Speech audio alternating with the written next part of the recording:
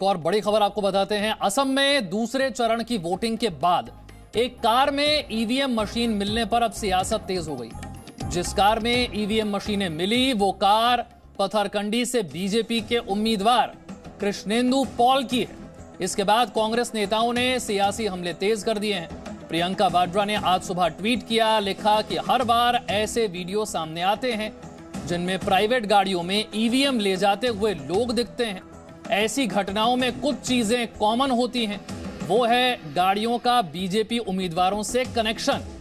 प्रियंका ने आगे लिखा कि ऐसे वीडियो को बाद में झूठ बताकर खारिज भी कर दिया जाता है।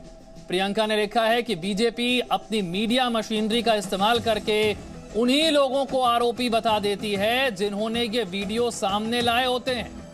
ये ट्वीट प्रियंका गांधी का। मनीष शुक्ला और जानकारी के साथ हमारे साथ जुड़ गए। मनीष, पूरा मामला क्या है और इस पर बीजेपी की तरफ से क्या कोई सफाई दी गई? देखिए विशाल, पथरकंडी में कल इलेक्शन जब खत्म हुए उसके बाद एक वीडियो सामने आया जिसमें ये एलिगेशन लगाया गया था कि दरअसल जो पीठासीन अधिकारी थे इलेक्शन कमीशन के, वो जिस गाड़ी से ईवीएम मशीन लेकर जा रहे थे वो एक बीजेपी के जो कैंडिडेट है कृष्णेंदु पॉल, उनकी गाड़ी थी। इसको वीडियोस को प्रियंका गांधी ने ट्वीट किया। लेकिन जिस तरीके से हमने जो जानकारी इकट्ठी की और इलेक्शन कमीशन का इस मामले में कहना है कि जो इनिशियल रिपोर्ट आई है उसके मुताबिक जो इलेक्शन कमीशन के ऑफिशियल से इलेक्शन कराने के बाद जो ईवीएम मशीन जिस गाड़ी से ले जा रहे थे वो गाड़ी ख़राब हो गई थी और उसके बाद उनको वहाँ पर एक गाड़ी रास्ते में दिखी जिससे उन्होंने लिफ्ट ली। उनको ये बात नहीं मालूम थी कि दरअसल ये गाड़ी वहाँ के जो बीजेपी कैंडिडेट हैं उनकी गाड़ी है, चूँकि गाड़ी उनकी पत्नी के नाम रजिस्टर्ड है। लेकिन इसको बहुत ही सीरियसली लिया गया इलेक्शन कमीशन की तरफ से और ये कहा जा रहा है कि इस मामले में जहाँ रिपोर्ट मांगी गई है वहीं पर अनुशासनात्मक कार्रवाई करने का फैसला लिया गया है। लेकिन चूंकि राजनीतिक ये तूल पकड़ लिया इस मामले में, जहाँ प्रियंका गांधी ये कह रही है कि जब भी इस तरीके की चीज़ें आती है अक्सर ये देखा जाता है कि बीजेपी के कहीं ना कहीं गाड़ी का या उनके कैंडिडेट का इलेक्शन कमीशन के अधिकारियों के साथ इस तरीके से पहले भी मामले सामने आते रहे हैं। लेकिन जैसे ही कल एक घटना सामने आई उसके बाद पथरकंडी में हालात इस वक्त काफ़ी ख़राब है। कल भी वहाँ पर काफ़ी हंगामा किया गया था, आज भी वहाँ पर काफ़ी वायलेंस, काफ़ी लोगों का विरोध प्रदर्शन चल रहा है। हालांकि बीजेपी की तरफ से यहाँ पर कोई इस तरीके का बयान नहीं आया है और यही कहा जा रहा है कि 2-3 दिनों लगेंगे क्योंकि इलेक्शन कमीशन ने पूरी कंप्लीट रिपोर्ट मांगी है कि क्या यह अनजाने में गलती हुई थी या जानबूझकर इन अधिकारियों ने बीजेपी कैंडिडेट की गाड़ी का इस्तेमाल किया था। बहुत बहुत शुक्रिया मनीष इस जानकारी के लिए। आगे बढ़ते हैं। तमिलनाडु में डीएम के प्रमुख स्टालिन के रिश्तेदार के घर इनकम टैक्स ने छापा मारा है। स्टालिन के दामाद सबरीसन के ठिकानों पर इस वक्त इनकम टैक्स की रेड जारी है।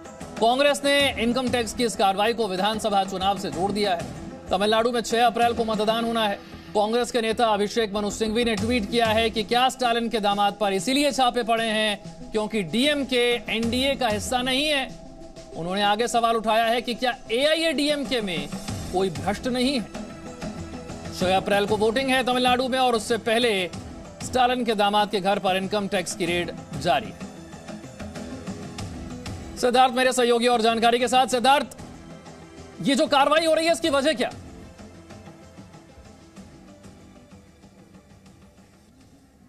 तो हमें ये जानकारी मिली है कि इनकम टैक्स की रेड्स जो है स्टालिन के दामाद सबरीसन के घर पे हो रही है और इसकी बेसिस हम सोर्सेस से ये समझ लिए कि स्टालिन के सन इन लॉ एक्चुअली एक पॉलिटिकल फंक्शनरी नहीं है, वो डीएमके के मेंबर नहीं है, पर वो डीएमके फैमिली में बहुत इन्फ्लुएंशियल है और वो पार्टी के अफेयर्स को देखते हैं और पार्टी में उसका ज़्यादा इन्फ्लुएंस है। तो इसके कारण डीएमके के जो सन इन लॉ है वो बहुत सारा बिजनेस डील्स वो करते हैं और वो एक बिजनेसमैन है और उनका बिजनेस इंटरेस्ट वाइड है। और इसके अलावा जो है तमिलनाडु में एक कॉन्स्टिट्यूंसी है चेन्नई में अन्ना नगर बोल के, वहां के कॉन्स्टिट्यूंसी का एक एमएलए और सबरीसन, ऐसा कहा जा रहा है कि दोनों के बीच में बिजनेस डील्स हैं। और ये भी है कि करूर दूसरे जगह में वहां के डीएमके कैंडिडेट जो है सेंथिल बालाजी, उसके घर पे भी इनकम टैक्स रेड्स चालू है। तो 3 जगह पे टोटली इनकम टैक्स रेड्स चालू है और हमें सोर्सेस से ये पता लगा कि ये शायद हो सकता है इनके ट्रांजैक्शंस के बारे में, नहीं तो इनके जो बिजनेस डील्स है, इनकम टैक्स फाइलिंग है, इसके बारे में हो सकती है। बीजेपी से हमें ये रिएक्शन मिली है, बीजेपी बोल रहे हैं कि अगर चुनाव होने वाला है अगले हफ्ते तो इनकम टैक्स छुट्टी पे नहीं जा सकते, इसको इलेक्शन से जोड़ने का कोई मतलब नहीं बोल के बीजेपी काउंटर कर रहे हैं। पर तमिलनाडु के ढेर सारे पार्टीज जो डीएमके के एलाइज है वो भी आरोप लगा रहे हैं, जैसे आपने बोला कि रणदीप सुरजेवाला कांग्रेस के जो आरोप लगा रहा है, वैसे ही डीएमके के सारे एलाइज ऐसे आरोप लगा रहे हैं कि बीजेपी हार मान गया तमिलनाडु में, तो इसलिए इसके डर के कारण ही वो इनकम टैक्स को लेकर रेड कर रहे हैं सारे ऑपोजिशन लीडर्स को। किन किन जगहों पर यह रेड इस वक्त हो रही है? तो चेन्नई में नीलांगरई बोल के ईस्ट कोस्ट रोड पे एक कोस्टल एरिया है, वहाँ सब रीजन के प्रॉपर्टीज पे रेड हो रहा है। इसके अलावा चेन्नई सिटी पे एक जगह पे एक एमएलए के घर पे भी रेड हो रहा है। एमएलए का बेटा जो है वो ऐसा कहा जा रहा है कि एमएलए का बेटा और सब रीजन के बीच में कुछ बिजनेस टाइज है। और इसके अलावा साउथ तमिलनाडु में हम आएंगे तो वेस्टर्न बेल्ट है, एक्चुअली वेस्टर्न बेल्ट में करूर नाम की जगह है, वहाँ के जो कैंडिडेट है सेंथिल बालाजी, उसके घर पे भी ऐसे रेड्स चालू है। और पिछले हफ्ते ही डीएमके के ईवी वेलू नाम का एक कैंडिडेट था, उसके घर पे भी इनकम टैक्स रेड हुआ था। तो बिल्कुल ऐसे रेड्स होते हैं जब इनको कुछ इंटेलिजेंस या टिप ऑफ मिलता है कुछ सस्पिशियस एक्टिविटी का, तभी तो ऐसे एक्टिविटी होती है और इनकम टैक्स ऑफिशियल्स तुरंत वहां जाकर जो सर्च कर पाते हैं वो सर्च करके। ठीक है सिद्धार्थ, मैं आपके presenting B News app available on Google Play and App Store. Download it now.